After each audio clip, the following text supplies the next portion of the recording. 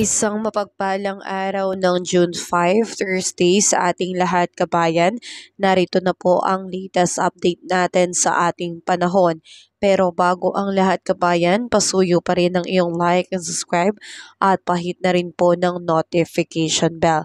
Kabayan, ngayong araw ng Thursday, patuloy pa rin po tayo makakaranas ng maulang panahon lalo na po dito sa ilang bahagi ng Luzon at dito rin po sa may Southern Mindanao dahil po yan sa epekto ng ating pangunahing weather system ngayon.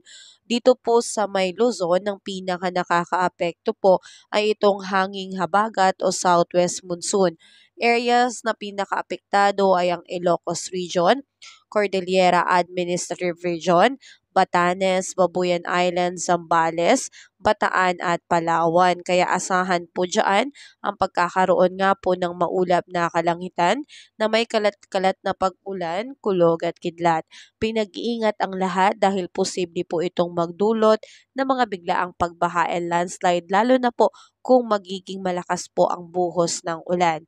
Samantalang magiging maulan din po dito sa may area ng Zamboanga Peninsula, Socsargen, BARM, BARMM, Davao Occidental, Davao del Sur at Davao Oriental dahil po sa epekto nitong Intertropical Convergence Zone o ITCC.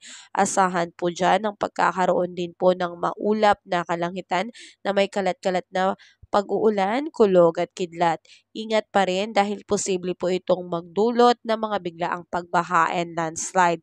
Samantalang sa area ng Metro Manila at ilang natitirang bahagi ng Luzon, ganun pa rin po, apektado pa rin po ng southwest monsoon. Asahan ng pagkakaroon ng partly cloudy to cloudy skies with isolated rain showers or thunderstorm.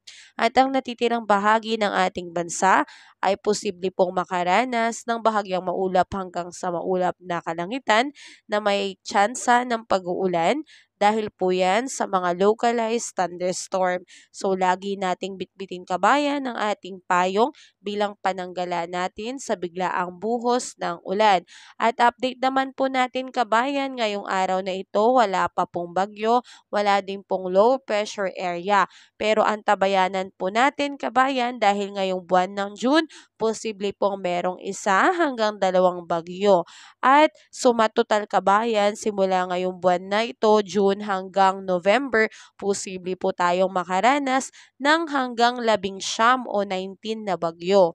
So isa-isahin ko sa inyo kabayan ha, ngayong June, pwedeng 1 hanggang 2, sa July, 2 hanggang 3, sa August, 2 hanggang 3 bagyo, Setyembre, 2 hanggang 4, Oktubre, 2 hanggang 4, at sa Nobyembre ay 2 hanggang 3. So bago matapos ang 2025, posibleng merong 19 na bagyo ang ating asahan.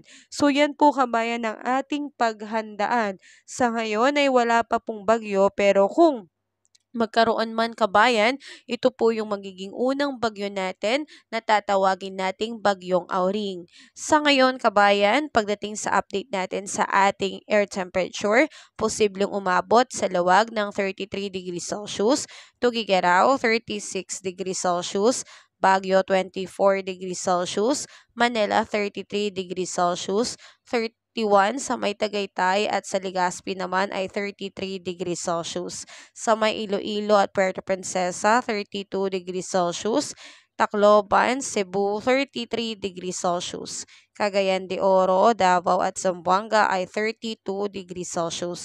So yan po yung ina-expect nating air temperature. So kabayan, yan na munang aking update. Wala pa pong LPA at wala pa rin pong bagyo, pero tayo po ay patuloy na mag-antabay sa ating ulat panahon. Ingat tayo kabayan. Have a safe day po sa ating lahat. God bless sa iyo kabayan.